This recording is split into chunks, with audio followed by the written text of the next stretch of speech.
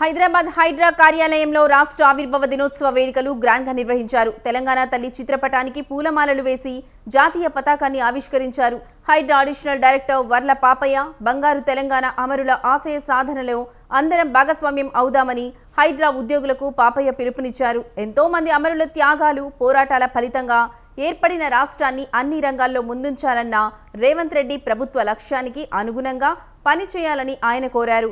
చెరువులు, నాలాలను పరిరక్షిస్తూ గొలుసుకట్టు చెరువులను పునరుద్ధరించడంలో నగర ప్రజలను భాగస్వామ్యం చేద్దామన్నారు వర్ల పాపయ్య.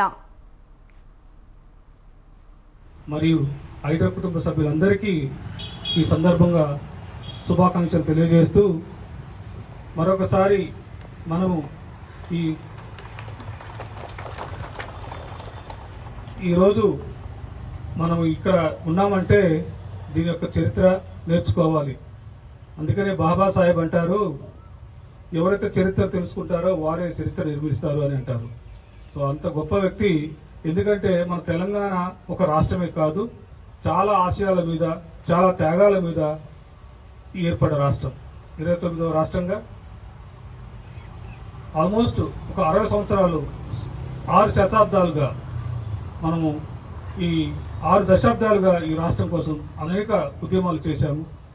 దాంట్లో భాగంగానే ఈరోజు జూన్ 2